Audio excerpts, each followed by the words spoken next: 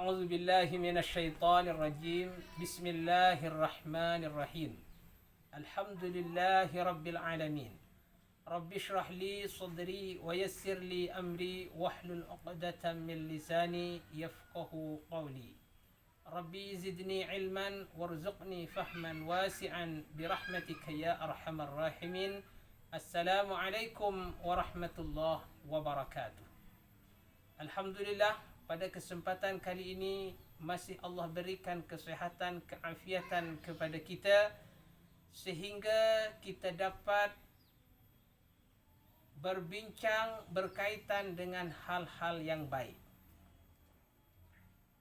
Pada hari ini saya akan menjelaskan berkaitan pasrah dalam kehidupan. Pasrah di dalam bahasa Arab disebut tawakal. Bahasa kita pasrah atau menyerah. Tetapi apa arti pasrah yang sebenarnya menurut agama Islam? Karena apa? Banyak insan-insan di luar sana yang salah mengartikan pasrah ini sendiri. Ada kadang-kadang berprasangka dan dia mau melakukan hal-hal yang tidak baik, kemudian dia bilang, aku pasrah kepada Allah, tanpa adanya usaha semaksimal mungkin. Ini adalah salah besar. Seperti kadang-kadang ada di antara kawan kita pergi ke salah satu bangunan yang tinggi, tingkat 12, tingkat 20, 30 misalnya, bangunan-bangunan pencakar langit, kemudian dia tidak berhati-hati atau malah dia akan terjun dan dia berkata, aku pasrah, hidup atau mati, aku pasrah kepada Allah. Ini adalah sesuatu pekerjaan yang sangat salah besar. Ada juga kadang-kadang di antara kita pergi ke jalan raya. Dia duduk atau berdiri di tengah-tengah jalan raya. Kemudian dia berkata, aku pasrah kepada Allah. Ditabrak ataupun dihentam oleh mobil, aku pasrah. Ini pun juga salah. Ada juga dulu pernah orang berkata, aku mau pergi ke rel kereta api. Di waktu rel kereta api itu datang, dia berkata, misalnya, aku pasrah kepada Allah, dilanggar atau tidak, aku pasrah tanpa adanya usaha. Ini lagi-lagi sangat salah besar. Karena apa? Karena sebenar tawakal itu bukan begitu, saudara-saudara. Tawakal adalah, harus kita ingat, ada 3 poin yang harus kita kerjakan sebelum kita pasrah. Apa yang pertama? Kita harus berusaha dengan yang terbaik. Misalnya, seperti yang telah kita contohkan. Kita kalau pergi ke salah satu bangunan yang tinggi, maka harus menggunakan alat dengan hati-hati supaya kita selamat. Kalau kita drive, kita membawa mobil, maka kita hati-hati. Jangan sampai terkena kepada hal-hal yang membahayakan kepada mobil kita. Sebelum mobil kita bergerak, cek handrem kita, cek brake kita, cek tayar kita, cek semua peralatan-peralatan mobil itu, cek oli misalnya, ban misalnya, ya, dan alat-alat mobil atau sepeda motor itu cek dulu sebelum kita berjalan melangkah jauh.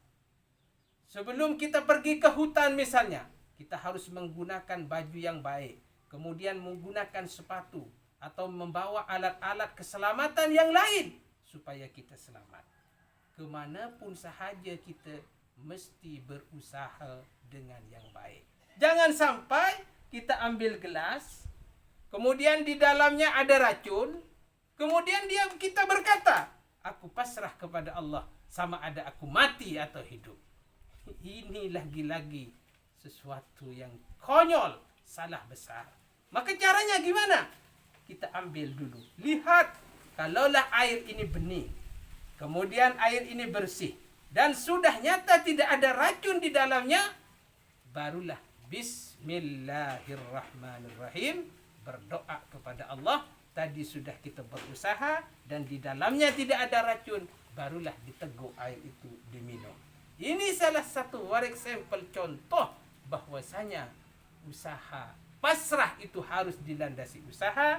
Setelah usaha barulah pasrah, kemudian berdoa kepada Allah Subhanahu wa taala. Saya akan berikan beberapa kisah. Satu kisah di antaranya berkaitan bagaimana pasrah yang sebenarnya mengikut apa yang diajarkan oleh Rasulullah sallallahu alaihi wasallam pada sahabatnya pada ketika itu yang perlu kita tiru. Ini sangat menarik sekali.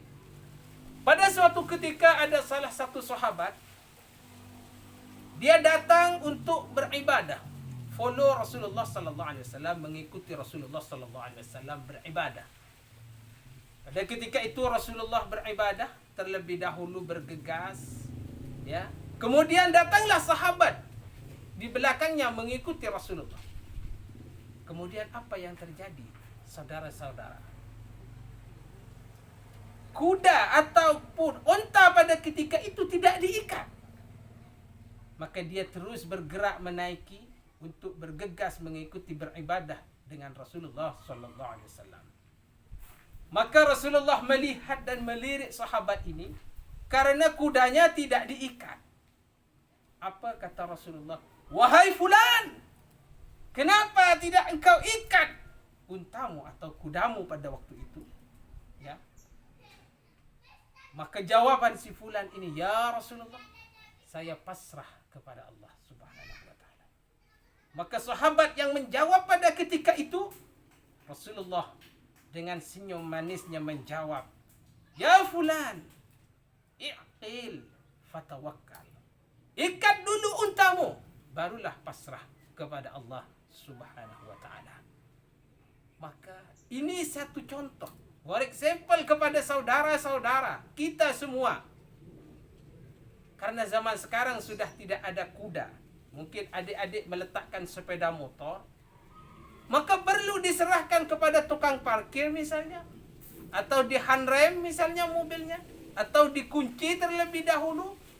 Setelah positif bahwa mobil atau sepeda itu sudah aman, barulah kita pasrah kepada Allah, serahkan. Jangan sampai sepeda motor atau mobil atau barang-barang berharga lainnya, emas, intan, permata yang ada di rumah kita, kemudian diserahkan kepada maling misalnya, pencuri misalnya, tanpa adanya usaha. Maka ini keliru, salah besar, sebagaimana yang terjadi pada sahabat tadi. Ini satu bukti bahwa hidup ini di dalam mengartikan pasrah ada 3 poin. Yang pertama, berusaha semaksimal mungkin, sebaik mungkin agar supaya selamat. Setelah itu kita berdoa, ya Allah, selamatkan kami. Ya Allah, selamatkan anak-anak kami. Ya Allah, selamatkan keluarga kami. Ya Allah, selamatkan semua benda-benda yang Engkau berikan kepada kami. Arahkan benda-benda ini kepada jalan kebaikan yang mengabdi taat kepada Allah dan Rasulnya. Oleh sebab itu, sekali lagi kesimpulannya, ingat apa yang disabdakan oleh Rasulullah kepada sahabatnya, i'qil fatawakkal. Arti pasrah itu adalah berusaha dulu, baru tawakal, dan disitulah berusaha dulu, barulah berdoa. Setelah berdoa, maka bertawakallah kepada Allah. 3 poin ini mesti kita ingat supaya kita selamat dan dilindungi oleh Allah Subhanahu wa taala. Moga-moga kita dirahmati oleh Allah dan harapan kita semua moga-moga kelak mendapatkan syafaat daripada Rasulullah sallallahu alaihi wasallam. Itu saja, wallahu alam bisawab. Assalamualaikum warahmatullahi wabarakatuh.